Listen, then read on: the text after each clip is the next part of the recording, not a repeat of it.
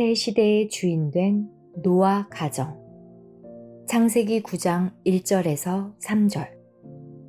하나님이 노아와 그 아들들에게 복을 주시며 그들에게 이르시되 생육하고 번성하여 땅에 충만하라. 땅의 모든 짐승과 공중의 모든 새와 땅에 기는 모든 것과 바다의 모든 고기가 너희를 두려워하며 너희를 무서워하리니 이들은 너희 손에 붙이었음이라. 무릇 산 동물은 너희의 식물이 될지라. 채소같이 내가 이것을 다 너희에게 주노라. 노아 때에 되어졌던 모든 사건은 세상 끝날에 되어질 하나님의 섭리와 약속입니다. 성경의 모든 것은 역사적인 사건이라고 할지라도 그 내용이 역사적인 사건에 그치지 아니하고 훗날의 예언적인 말씀, 비유적인 사건으로 남아있다는 것을 하나님의 말씀을 통해 듣고 배우고 깨달아 왔습니다. 노아와 7 식구는 많은 짐승들이 탈 수 있는 방주를 만들었습니다. 하나님께서 홍수로서 세상을 진멸하고 노아의 가정만이 이 세상에서 살아남은 산 사람으로 배에서 하강하게 됩니다. 그때 이 지구상에 있었던 모든 사람들은 다 전멸된 고로 노아는 아담 이후 인류 제2의 시조가 된 것입니다. 그리고 하나님께서 창세 때와 같이 생육하고 번성하고 땅에 충만하라는 축복을 주신 것입니다. 이 사건은 우리에게 무엇을 예언하고 있으며 왜 이러한 사건을 알아야 하는가 하면 하나님께서 이미 예수님을 통해 말씀하시기를 마태복음 24장 37절 말씀과 같이 인자, 예수의 임함은 노아 때와 같다고 하였기 때문입니다. 예수님이 이 땅에 오실 것을 전 세계 기독교인들은 기다리고 있습니다. 그러나 그 기다림은 자격을 갖추고 기다려야 됩니다. 신랑으로부터 약속을 받고 난 후에 신랑을 기다리는 신부가 되어야 합니다. 신부가 신랑을 기다리는 것은 신랑을 맞이할 준비가 되고 난 뒤에 기다려야지 신랑을 맞이할 아무 준비도 되지 않아 갈아입을 옷도 없고 몸가짐도 되어 있지 않은 상태에서 어떻게 신랑을 맞이할 수가 있겠습니까? 마찬가지로 노아 때에 되어진 사건이 인자 때와 같은 사건으로 이루어진다면 이 세상은 난리가 날 것입니다. 정말로 구원받을 자는 많은 수가 될 수 없기 때문입니다. 노아 때에 되어진 사건을 인자 때, 곧 예수님 때 되어질 일, 곧 세상 끝날에 되어질 사건으로 노아의 가정이 새 시대의 주인공이 되었다는 것을 깨달아야 합니다. 노아 때와 같이 이 세상의 무서운 심판이 끝이 나고 새 시대의 주인공이 될 사람들만 살아남게 된다면 이 사건은 역사설로 끝나지 아니하고 예수님께서 친히 인자 때는 노아 때와 같다는 말씀대로 앞으로 분명히 흑암된 세상을 심판하시고 새 세상의 주인공 된 하나님의 백성들은 남겨두실 것입니다. 그 백성들이 바로 여러분이 되시길 원합니다. 마태복음 24장 34절에서 35절. 내가 진실로 너희에게 말하노니 이 세대가 지나기 전에 이 일이 다 이루리라. 천지는 없어지겠으나 내 말은 없어지지 아니하리라. 이렇게 말씀하심은 하나님의 말씀은 틀림없이 이루어진다는 것입니다. 마태복음 24장 36절. 그러나 그날과 그때는 아무도 모르나니 하늘의 천사들도 모르고 아들도 모르고 오직 아버지만 아시느니라. 그러나 그날과 그때는 아무도 모르나니 라고 했으니 천지가 없어질 그날을 아무도 모른다는 것입니다. 성경의 그날은 로마서 2장 16절 말씀을 통하여 심판의 날을 말하는데 심판의 날과 때는 아무도 모르는 이것이 하나님의 비밀입니다. 성경에는 아무도 모른다 라고 해놓았다가 알 수도 있다고 해놓았습니다. 성경을 이렇게 기록해 놓았기 때문에 사람으로서는 알 도리가 없는 것입니다. 그날은 천사들도 모르고 아들도 모르고 오직 아버지만 아시느니라. 이렇게 기록해 놓았는데 그 뒤의 말씀을 보시겠습니다. 마태복음 24장 37절. 노아의 때와 같이 인자의 임함도 그러하리라. 노아 때에 아무도 몰랐을까요? 노아 때의 8 식구는 알았습니다. 그렇다면 누가 몰랐을까요? 그 당시에 죽은 자들은 다 몰랐던 자들입니다.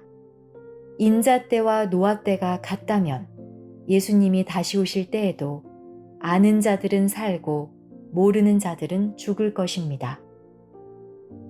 36절에는 아무도 모른다 라고 해놓고 37절을 통하여 노아 가족들은 안다 라고 했으니 이는 모르는 자들이 따로 있고 아는 자들도 따로 있다는 것입니다. 바로 어둠의 권세가 따로 있고 빛의 권세가 따로 있다는 것을 깨닫기를 원합니다. 마태복음 24장 38절에서 39절. 홍수 전에 노아가 방주에 들어가던 날까지 사람들이 먹고 마시고 장가들고 시집가고 있으면서 홍수가 나서 저희를 다 멸하기까지 깨닫지 못하였으니 인자의 임함도 이와 같으리라. 이것이 문제입니다. 죽은 사람들이 죽을 때까지 깨닫지 못하였다는 것은 홍수가 나서 물이 목구멍까지 찰 때까지 죽으면서도 왜 죽는가 하는 것을 몰랐다는 것입니다. 이 얼마나 무지한 것입니까? 마태복음 24장 40절. 그때 2 사람이 밭에 있음에 하나는 데려감을 당하고 하나는 버려둠을 당할 것이요. 밭에서 같이 일하면서 왜 한 사람은 하나님 앞에 데려감을 당하고 한 사람은 버려둠을 당할까요? 아는 자와 모르는 자의 차이는 멀리서 서로 떨어져 있는 것이 아니라 같은 자리에서 같이 일하고 있다는 것을 깨닫기를 바랍니다. 한 집에 같이 있으면서도 나누이고 한 이불 속에서 2 사람이 잠을 자면서 한 사람은 하나님 앞에 데려감을 당하고 한 사람은 버려둠을 당한다면 얼마나 무서운 일입니까? 이런 사건의 내용은 천지는 없어져도 내 말은 없어지지 아니하고 그대로 이루리라 라고 말씀하신 대로 이루어질 것입니다. 여기서 더 중요한 것이 있습니다. 다음 말씀을 보시겠습니다. 마태복음 24장 42절에서 43절. 그러므로 깨어 있으라. 어느 날에 너희 주가 임할는지 너희가 알지 못함이니라. 너희도 아는 바니 만일 집 주인이 도적이 어느 경점에 올 줄을 알았더면 깨어 있어 그 집을 뚫지 못하게 하였으리라. 이 말씀은 굉장히 어려운 말씀입니다. 2000년 동안 감추었던 말씀이기 때문에 읽어봐서는 모르게 되어 있습니다. 쉬운 것인데 모르겠느냐 하겠지만 사실 아무도 그 속에 하나님의 생각을 모르고 있습니다.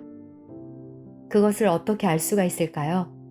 여러분이 깨닫고 나서 보면 내가 몰랐었다라는 것을 알게 될 것입니다. 기록된 말씀과 같이 만일 도적이 밤 12시에 온다는 것을 알았더라면 절대로 잠을 자지 않고 몽둥이를 들고 있던지 밧줄이나 가스총을 하나 들고 기다릴 것이 아닙니까? 도둑을 맞았다는 것은 언제 도둑이 올지 모르기 때문에 잠을 잤던 것이고 잠을 잤기 때문에 도둑을 맞은 것입니다. 그러므로 깨어 있으라. 이 말씀은 너희가 도적이 언제 올 줄 알았더라면 깨어 있었으리라. 그러면 깨어 있다는 것은 도적이 언제 온다는 것을 안다는 뜻인 줄로 믿습니다. 오늘날 교회들은 이러한 하나님의 뜻을 알지 못하고 있습니다. 깨어 있다는 것은 도적이 언제 온다는 것을 안다는 것입니다. 도적이 어느 경점에 올 줄을 알았더라면 깨어 있어 그 집을 뚫지 못하게 하였으리라 라고 말씀했고, 깨어 있으라는 것은 도적이 언제 오는지를 알고 있으라고 하신 말씀입니다. 그러므로 예수님이 도적같이 오신다는 것은 예수님이 언제 오실 것인지를 알고 있어야 된다는 것인 줄 믿습니다. 그렇다면 도적이 언제 올지 모르는 자들은 모두 도적같이 오는 주님을 기다리는 자들입니다. 이 얼마나 어리석은 일입니까? 그러므로 깨어 있으라. 어느 날에 너희 주가 임할는지 너희가 알지 못함이라.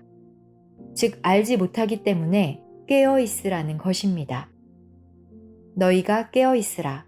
도적이 언제 어느 경점에 올 줄 알았더라면 깨어 있어 그 집을 뚫지 못하게 하였으리라고 하였으니 도적이 언제 온다는 것을 안다는 것인 줄 믿습니다. 천사들도 모르고 아들도 모르고 아버지만 아신다 해놓고 인자의 임함은 노아 때와 같다고 한 것인데 오늘날까지 이것을 모르는 것입니다.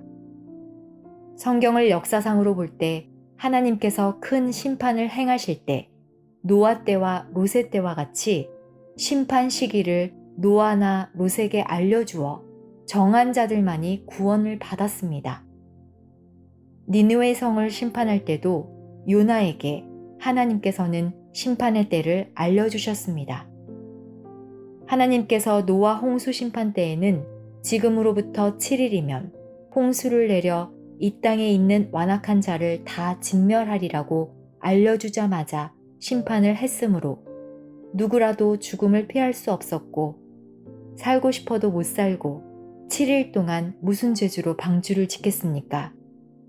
날짜를 결정한 것은 방주를 짓고 난 뒤에 결정됐다는 것을 알기를 원합니다. 정하신 날짜는 하늘의 방주가 만들어지고 난 후에 하나님의 심판 날짜가 결정됩니다. 이것이 창세기에 숨겨진 노아 때의 사건인 것입니다. 예수님이 오시는 것이 노아 때와 같다고 해서 예수님이 오시는 그때도 홍수로 심판한다는 것은 아닙니다. 노아 때와 같이 인자, 곧 예수님 때에도 죄악이 세상에 관영할 것을 말씀하신 것입니다. 심판하는 방법이 비유로 말하면 같다는 것입니다. 그럼 노아 홍수의 심판의 원인은 무엇일까요? 그 원인에 해당된 범죄적인 사람은 구원받을 수가 없을 것입니다. 그 원인에 대해서 알아보겠습니다. 창세기 6장 1절에서 2절. 사람이 땅 위에 번성하기 시작할 때 그들에게서 딸들이 나니 하나님의 아들들이 사람의 딸들의 아름다움을 보고 자기들의 좋아하는 모든 자로 아내를 삼는지라. 사람이 땅 위에 번성하기 시작할 때는 언제입니까? 남자와 여자를 만들어 놓고 하나님께서 말씀하시기를 생육하고 번성하고 충만하라고 했습니다. 창세기 1장 28절. 하나님이 그들에게 복을 주시며 그들에게 이르시되 생육하고 번성하여 땅에 충만하라. 땅을 정복하라. 바다의 고기와 공중의 새와 땅에 움직이는 모든 생물을 다스리라 하시니라.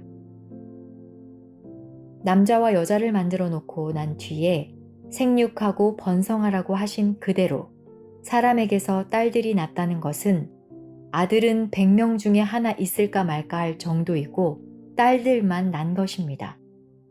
그때 하나님의 아들들이 등단하고 한 사람만 아내로 삼은 것이 아니고 하나님의 아들이 자기들이 좋아하는 모든 자로 10명인지 20명인지 숫자는 알 수 없되 좋아하는 대로 아내를 삼았습니다.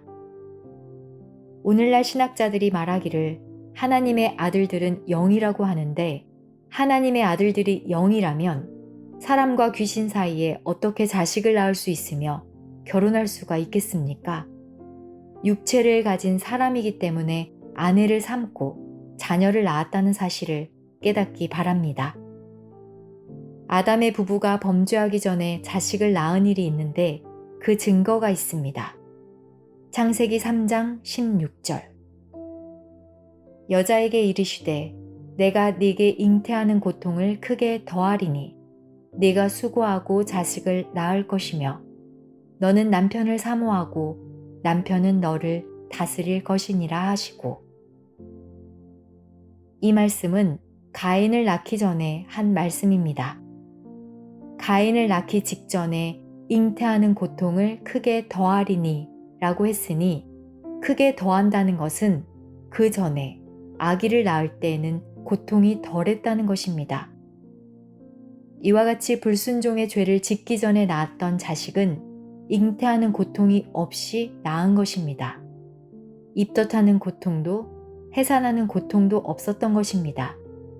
잉태하는 고통이 없었을 때 낳았던 자녀들은 아담이 불순종의 죄를 짓지 않은 것과 마찬가지로 불순종의 죄가 없이 낳은 자식들입니다.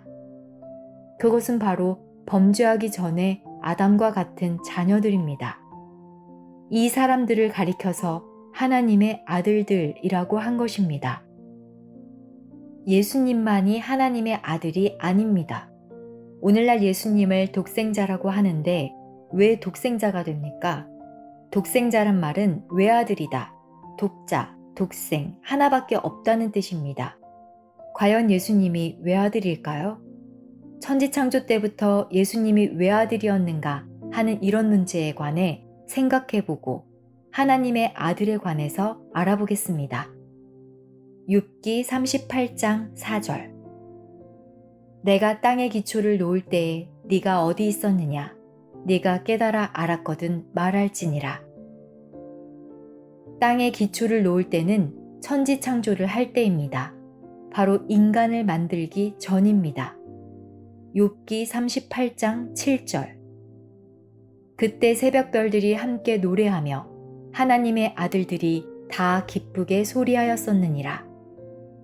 그때는 땅의 기초를 놓을 때입니다. 여기에 하나님의 아들들이 나오는데 외아들이라고 하지 않고 하나님의 아들들이라고 했으므로 아들들이 많이 있었다는 것입니다. 천지창조 전, 즉 땅을 만들기 전이니까 이들은 육체를 가진 아들들이 아닙니다. 땅의 기초를 놓고 난 뒤 여섯째 날에 인간을 만들었기 때문에 땅의 기초를 놓을 때에 기쁘게 소리했던 하나님의 아들들은 육체를 가진 아들들이 아니고 영의 아들들인 줄로 믿습니다. 영적인 하나님의 아들들, 영의 아들들이었습니다. 계시록 22장 16절 말씀에 예수님께서 나는 광명한 새벽별이라 라고 했습니다. 예수님이 새벽별이라고 했으므로 땅의 기초를 놓을 때에 하나님을 찬양한 새벽별들이라고 한 것은 예수님과 같은 새벽별이 많이 있었던 것입니다. 하나님의 아들들이 많이 있었는데 하나님의 아들들이 영의 아들인 것입니다. 영의 아들, 곧 하늘의 아들의 영의 숫자만큼 우리 사람의 마음 가운데로 들어오게 되어 있습니다. 그냥 사람 속에 들어오는 것이 아니고 마음 가운데 아들의 영이 들어오게 되면 육체를 가진 사람이 하나님의 아들이 되는 것입니다. 갈라디아서 4장 6절. 너희가 아들인 고로 하나님이 그 아들의 영을 우리 마음 가운데 보내사 아바 아버지라 부르게 하셨느니라. 하늘에 아들의 영이 있는데 그 영을 하나님께서 우리 마음 가운데 보내는 줄 믿습니다. 마음 가운데 아들의 영이 오면 아들이 되는 것입니다. 그러므로 너희가 아바 아버지라 부르게 하신다고 했습니다. 바로 그 아들들의 영이 범죄하지 아니한 아담의 후예의 자녀들의 마음속에 강림하여서 육체를 가진 하나님의 아들들이 땅에 있게 한 것입니다. 로마서 8장 14절. 무릇 하나님의 영으로 인도함을 받는 그들은 곧 하나님의 아들이라. 아들의 영이 우리 마음 가운데 있으니까 하나님의 영으로 인도받게 되어 있습니다. 여러분들이 교회에 오기 전 마음이 먼저 교회를 생각한 것이지 오다가 보니까 내가 여기까지 왔네. 이왕 온 김에 예배드리고 가야겠구나 하는 사람은 없을 것입니다. 이렇듯 먼저 마음이 오고 난 뒤에 몸이 따라오는 것입니다. 그러므로 마음이 인도를 받아 마음 가운데 아들의 영이 오는 줄 믿습니다. 로마서 8장 15절. 너희는 다시 무서워하는 종의 영을 받지 아니하였고 양자의 영을 받았으므로 아바 아버지라 부르짖느니라. 누구든지 영을 다 받게 되어 있습니다. 세상의 영을 받든지 아니면 하늘의 영을 받든지 어느 것을 받느냐가 다를 뿐입니다. 양자의 영을 받음으로 아바 아버지라 부르짖는다는 것과 아들의 영을 마음 가운데 받음으로 아바 아버지라 부르짖는다는 것은 같은 말씀입니다. 종의 영을 받으면 육체를 가진 종이 되는 것이고 아들의 영을 받으면 육체를 가진 아들이 되며 귀신의 영을 받으면 육체를 가진 귀신이 되는 것입니다. 하늘에 있는 아들의 영이 숫자가 있습니다. 아들의 숫자가 무한대로 있는 것이 아니고 한계가 있습니다. 사람의 자녀는 자식이 자식을 낳고 나면 자꾸 불어나지만 하늘의 아들의 영은 천지창조 때부터 정해놓은 숫자가 있습니다. 영계의 숫자가 있기 때문에 하나라도 더할 수도 뺄 수도 없다는 것을 깨닫기를 원합니다. 아들의 영이 지상으로 내려와서 하나님의 자식인 아들이 된 것입니다. 그 하나님의 아들들이 사람의 딸과 결혼함으로 하나님께서 화가 매우 나셨던 것입니다. 그리하여 하나님께서 노아 홍수 심판을 실행한 것입니다. 천지창조 때 있었던 그 아들의 영들에 관해서 한번 알아보도록 하겠습니다. 창세기 1장 26절.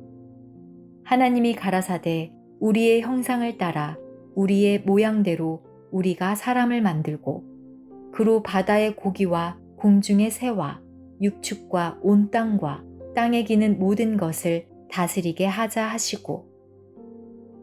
사람을 만들었다는 것은 창조에 권한이 있다는 것입니다.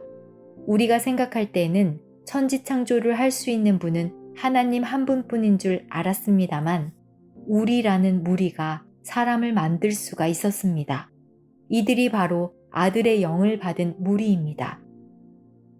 아들의 영이 지상에 내려와서 사람의 마음 가운데 들어왔기 때문에 육신을 가진 하나님의 아들이 된 것인데 들어올 때 들어온 과정이 어떤 과정으로 들어왔는가 하는 것입니다. 하나님께서 아담을 창조하실 때 사람 중에서 한 사람을 선택해서 그 코에다가 생기를 불어 넣으시니 사람이 생명이 된지라. 사람이 생명이 된 것입니다. 사람이 생명이 됨으로써 하나님의 아들이 된 것입니다. 생기가 코로 들어간다는 것은 바로 마음 가운데 들어가는 것입니다. 생기를 받은 자들은 하나님의 아들들이 되었던 것입니다. 하나님의 아들들이 사람의 딸과 결혼해서 타락하게 된 것입니다. 다시 설명하자면 오늘날 문화 문명이 발달된 이 시대에 사는 사람이 아프리카 식인종하고 결혼해서 같이 산다면 그 부모가 그 자식을 보려고 하겠습니까? 이런 형상이 되어버린 것입니다. 그래서 하나님의 아들들과 함께 하였던 하나님의 신이 떠났던 것입니다. 하나님의 신이 사람과 같이 있을 필요가 있는가 하고 하나님의 신이 떠나버린 것입니다. 하나님의 신이 떠났기 때문에 이제는 하나님의 아들이 아니고 육체를 가진 인간일 뿐입니다. 하나님의 아들들이 사람의 딸과 결혼하게 되면 하나님의 신이 떠나버리는 것입니다. 하나님의 신이 떠난 족속들에게서 낳은 자녀들이 바로 네피림 족속으로 탄생하게 됩니다. 하나님의 영이 있을 때는 하나님의 말씀을 받을 때 믿음으로 깨닫고 순종하지만 영이 떠날 때는 아무리 성경을 많이 알아 그것이 육신화돼 있어도 하나의 문서화된 것뿐이지 아무런 영역이 나타나지 않습니다. 그러므로 하나님은 심판을 작정하게 된 것입니다. 하나님의 아들과 사람의 딸들이 결혼해서 반쯤은 인간이고 반은 짐승과 같은 반인 반수의 사람이 된 것입니다. 마치 지성인의 고릴라와 같은 그런 자들이 이 세상에 꽉 차게 된 것입니다. 그들의 악함과 폭력은 하나님을 저버리고 세상을 어지럽게 함으로 하나님께서 심판을 작정하게 되신 것입니다. 창세기 6장 5절.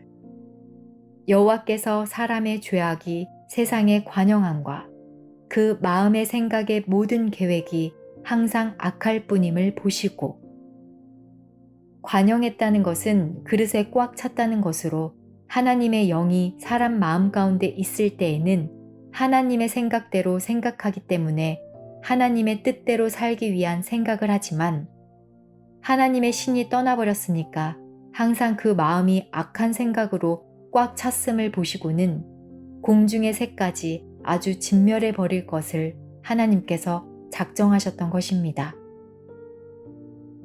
여기서 중요한 것은 노아 때에 노아 8식구 외에 싹쓸이 심판을 했으면 네피림이 다 죽었어야 되는데 노아 홍수 후 세월이 흘러 모세가 가나안 땅에 정탐꾼을 보내서 보니 거기에 네피림이 살고 있었습니다. 얼마나 놀라운 일입니까? 아낙 자손 네피림이 자리를 잡고 살고 있다는 것은 놀라운 사실입니다. 그럼 그 네피림은 어디서 났을까요? 오늘날 신학자들은 결단코 해석할 길이 없습니다. 하나님께서는 악한 자를 진멸하고 노아의 가정만 구하려고 생각했는데 짐승을 태운 것입니다. 짐승을 태웠지만 악한 짐승들이 얼마나 많습니까? 사자, 표범, 늑대, 그런 짐승들을 노아 식구들이 잡아넣으려면 다 잡혀 먹힐 것이 아닙니까? 세상에 있는 짐승들을 다 잡아넣으려면 몇십 년은 걸릴 것입니다. 그런데 성경에 보니까 다 짝을 맞춰 스스로 들어갔습니다. 희한한 일입니다. 사자도 부르지 않았는데 저희들이 들어갔고 정결한 짐승은 7쌍씩, 악한 짐승은 1쌍씩 들어갔습니다. 어떻게 그냥 들어갈 수가 있습니까? 성경에는 모든 짐승들이 사람으로 비유됐다는 것을 깨닫기를 바랍니다.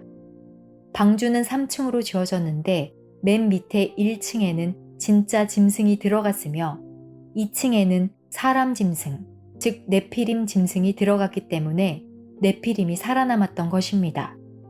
이때 만일 네피림이 진멸했다면 네피림이 어디서 나올 수 있겠습니까? 마지막 때 하나님께서 세우시는 방주는 1층, 2층을 제하여 버리고 3층에 있는 영적인 노아 가정만이 구원받게 될 것입니다. 그래서 새 시대의 주인이 되는 것입니다. 그리하여 네피림 족속은 7족속이 돼서 가나안 땅을 점령하고 있었습니다. 하나님께서는 이스라엘 백성들이 들어갔을 때 여호수아로 하여금 제일 먼저 네피림 족속을 처단해 버렸습니다. 제일 앞장선 여호수아와 유다 백성이 네피림 족속을 아주 진멸하고 완전히 없애버려야 되는데 바깥에 몇의 씨앗을 남겨두었습니다. 그러므로 영적 네피림 족속이 이 세상 끝날에 출현할 것입니다. 계시록에 나오는 7머리 짐승들이 바로 7 네피림인 줄로 믿습니다. 이러한 하나님의 계획으로 노아 때의 역사는 인자 때와 연결이 됩니다. 노아 때는 하나님의 아들들이 타락함으로써 네피림이 탄생됐지만 이 세상 끝날에 나타나는 네피림은 어떻게 탄생될까요? 그것은 영적인 아담과 같은 마지막 아담이 출현하게 됩니다. 마지막 아담이 출현하게 되므로 하나님의 아들들이 많이 탄생되는 것입니다. 곧 신령한 하늘의 말씀을 받은 자들인 줄로 믿습니다. 그것은 곧 여러분들입니다.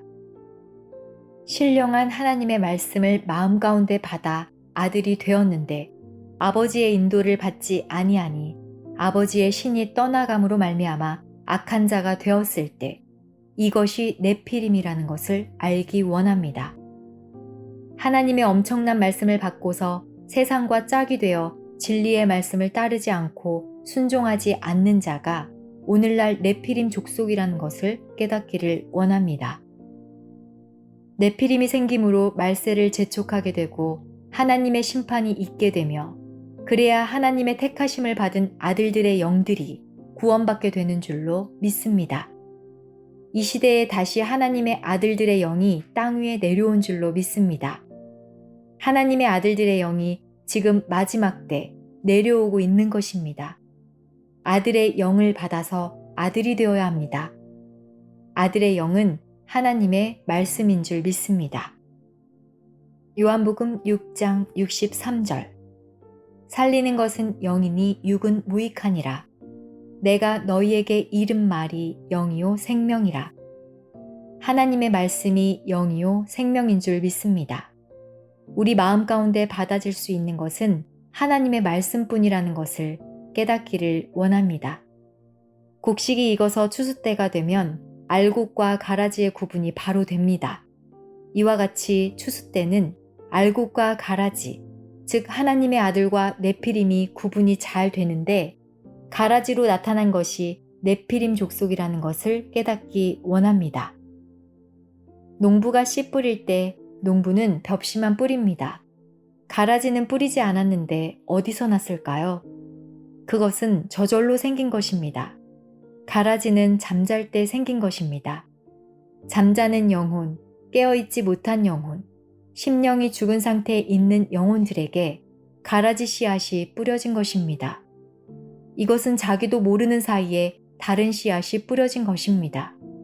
즉, 여러분이 받지 아니한 다른 말씀이 뿌려진 것입니다. 곡식이 되기 전, 추수 때가 되기 전에는 가라지와 알곡이 구분이 잘 안 됩니다. 그러나 추수 때가 되면 전혀 다릅니다. 곡식은 황금색을 띠고 고개를 숙이지만 가라지는 고개를 숙이지 않고 고개를 빳빳이 들고 검붉은 색깔로 키가 더 큽니다. 키가 더 큰 것은 내가 너보다 낫다고 잘난 체 하는 것입니다. 진짜 천국 갈 수 있는 사람보다도 천국 못 갈 가라지가 항상 잘난 체 합니다. 그런 자가 네피림이 될 것입니다. 곡식이 익어 황금색을 띠게 되면 고개를 숙이는데 가라지는 고개를 빳빳하게 세우고 교만하게 서 있는 것입니다. 색이 다르다는 것은 같은 자리에서 말씀을 들어도 틀리게 말을 하는 그것이 바로 가라지입니다. 그런 자들이 진리에서 떨어져 나갔을 때 비로소 네피림이 된다는 것을 알기 원합니다. 농부가 비료를 줄 때 곡식이 영양분을 빨아먹으면 옆에 있던 가라지도 농부가 준 비료를 먹고 같이 크는 것입니다. 곡식 뿌리와 가라지 뿌리가 서로 엉켜 있어서 가라지를 뿌리채 뽑으려고 하면 곡식이 다칩니다. 그러므로 추수 때까지 기다리는 것입니다. 네피림 족속 때문에 하나님께서 심판을 작정하신 것입니다. 이러한 일들은 인자 때에도 있게 된다는 것을 깨닫기를 원합니다. 노아가 방주를 지으라는 명령을 받아 겉모양은 고래 모양으로 지었지만 그 안의 모양은 사각형 모양입니다. 방주라는 말은 모방방, 배의 주자를 써서 즉 배가 사각형으로 지어졌다는 것입니다. 사각형으로 지어졌다고 해서 방주입니다. 방주를 지을 때 통나무로 지었는데 역청도 발라야 되고 나무도 날라야 되는데 노아 혼자 무슨 재주로 지을 수가 있을까요? 아들과 며느리들이 협조한 것입니다. 며느리들은 송진과 역청을 가지고 와서 발랐을 것입니다. 방주를 같이 지었습니다. 방주를 지은 자만이 방주를 탄 줄로 믿습니다. 하나님의 심판이 끝나고 물이 마르기까지 타고 있었습니다. 그 방주는 항해하는 배가 아니고 때를 기다리는 배였습니다. 오늘 이 교회는 항해하는 배가 아니고 때를 기다리는 배입니다. 그것을 알아야 되겠습니다. 창세기 9장 1절. 하나님이 노아와 그 아들들에게 복을 주시며 그들에게 이르시되 생육하고 번성하여 땅에 충만하라. 하나님께서 천지 창조를 할 때 생육하고 번성하고 땅에 충만하라고 했습니다. 노아 때에도 생육하고 번성하고 땅에 충만하라고 했습니다. 바로 새 시대의 주인이 된 줄 믿습니다. 다 죽어버렸으므로 씨앗을 남겨야 될 게 아닙니까? 천국의 씨앗으로 남은 자들이 바로 노아의 식구들인 것을 알기를 원합니다. 새하늘과 새 땅, 신천 신지에 가서도 자녀들을 낳고 살게 되어 있습니다. 여기서 하나 깨달아야 될 것은 우리 인간의 새 시대가 열리게 되면 수명이 나무의 수명과 같이 달라집니다. 노아 때는 그림자적인 시대였기 때문에 이루어질 수 없었습니다. 노아 이전에는 사람들의 평균 수명이 에녹을 제외하고 912.2세였습니다. 그러나 지금 인간의 수명은 얼마나 짧아졌습니까? 그때 사람들의 수명이 길었던 것은 하나님이 주신 식물을 먹었기 때문입니다. 창세기 1장 29절. 하나님이 가라사대 내가 온 지면에 씨 맺는 모든 채소와 씨 가진 열매 맺는 모든 나무를 너희에게 주노니 너희 식물이 되리라. 씨 맺는 채소와 씨 가진 열매 맺는 모든 나무를 식물로 주었습니다. 씨와 채소는 사람이 먹을 수 있는 식물이었고 이것을 먹고 사람들의 수명이 길었던 것입니다. 이 세상의 심판이 끝나고 나면 여러분들은 새하늘과 새 땅의 영적 노아의 가정이 됩니다. 방주를 만들 때 함께한 자들만이 방주를 탈 것입니다. 그들이 새 시대의 주인이 된다는 것을 깨닫기를 원합니다. 아무도 없으니 다시 사람들이 생육하고 번성하기 시작할 것입니다. 그러면 그때의 사람들은 사람의 수명이 나무의 수완과 같이 식물성이 될 것입니다. 이사야 65장 17절 이하의 말씀을 보면 새하늘과 새 땅을 창조한다고 했으며 백세에 죽은 자는 어린아이요 가옥을 건축하고 포도원을 재배한다라고 했습니다. 죽어서 천당 가는 영들, 귀신들은 포도원을 재배할 필요가 없습니다. 인간의 수완이 나무와 같이 1000년 이상 살게 되며 그때 호련 변화를 받아서 새하늘과 새 땅에 들어가게 되면 이 세상의 음식은 필요가 없게 되며 식성이 다 바뀝니다. 그때 자녀들도 그와 같이 된다고 했으니까 그들도 결혼하여 자식을 낳고 사는 이 세상의 연장이라는 것을 알기를 원합니다. 새하늘과 새 땅은 귀신들이 들어가는 데가 아니며 산 사람들이 들어가는 곳입니다. 사람의 수완이 나무의 수완과 같겠고라고 했습니다. 어린아이는 피가 아주 맑고 물방울처럼 깨끗하나 나이를 먹으면 먹을수록 피가 점점 굳어지며 탁해집니다. 나이를 먹으면 피가 흐려지기 때문에 늙어갑니다만 나무는 그렇지가 않기 때문에 장수하는 것입니다. 새하늘과 새 땅에서는 사람이 나무의 수완과 같아집니다. 그들의 생산한 것이 재난에 걸리지 않겠고 한 것은 불량식품이 없고 아주 살기 좋은 세상, 먹기 좋은 과일만 나옵니다. 여호수아 갈렙이 가나안 땅에 들어가서 포도 한 송이를 두 사람이 어깨에 메고 왔는데 포도 한 송이를 두 사람이 메고 왔으면 포도송이 알 하나가 축구공만 할 것입니다. 이것은 앞으로 있을 세계의 과일을 보여준 것입니다. 그들이 부르기 전에 내가 응답하겠고 부르기 전에 응답한다는 것은 말을 마치기 전에 들어준다는 것입니다. 그렇다면 소원 성취되는 것입니다. 부르기 전에 응답한다면 포도를 재배하고 가옥을 건축할 필요가 없습니다. 그러면 이것은 다 같은 새하늘과 새 땅인데 포도원을 재배하고 가옥을 건축하는 사람이 있고 말을 마치기 전에 응답되는 사람도 있습니다. 변화받는 사람이 따로 있다는 것입니다. 포도원을 재배하고 가옥을 건축하는 자가 있고 또 100%의 호련 변화를 받아서 부르기 전에 응답받는 자들이 있다는 것을 알기를 원합니다. 이들은 100% 변화를 받은 하나님의 참 아들입니다. 포도원을 재배하고 건축하는 것은 아들은 아들인데 좀 부족한 아들인 것입니다. 그런데 포도원을 재배하고 가옥을 건축하는 자들보다 더 못한 자들이 또 있습니다.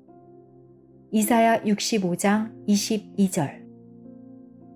그들의 건축한 데 타인이 거하지 아니할 것이며 그들이 재배한 것을 타인이 먹지 아니하리니 이는 내 백성의 수완이 나무의 수완과 같겠고 나의 택한 자가 그 손으로 일한 것을 길이 누릴 것임이며 바로 타인입니다. 타인은 하나님의 낙원에서 농사지은 포도송이를 절대로 먹을 수가 없습니다. 그들은 성 안에 들어오지도 못하며 아이가 죽었다 하면 100세니 아무리 못 살아도 100세 전후로 살 수 있는 자들입니다. 호련변화 받은 자들은 집을 지을 필요가 없습니다. 경치 좋은 곳에 가서 이렇게 생긴 집이 여기에 하나 있으면 좋겠다 싶으면 부르기 전에 응답하는 하나님께서 지어주십니다. 이상은 기록된 하나님의 말씀입니다. 이렇게 하나님이 말씀하셨습니다. 그때는 부르기 전에 응답하니까 요리사와 식성이 필요 없습니다. 지금은 사자가 짐승을 잡아먹고 살고 있지만 그때는 사자가 소처럼 짚을 먹을 식성으로 바뀌어 식물성화 되어서 창조 시대로 다시 돌아갑니다. 예수님은 참 포도나무요. 하나님은 푸른 잣나무이고 성경에는 아주 훌륭한 사명자를 전부 나무로 비유한 줄로 믿습니다. 백성으로 나무가 되게 한다고 하셨고 사람의 수완이 나무의 수완과 같다고 했듯이 사람을 나무로 비유했습니다. 여러분은 영적인 노아 방주를 타고 난 후 그 방주에서 다시 내렸을 때 하나님의 허락하신 지상낙원, 신천 신지에서 나무처럼 장수하며 영생복락을 누리는 새 시대의 새 주인공이 되시기를 예수님 이름으로 축원합니다.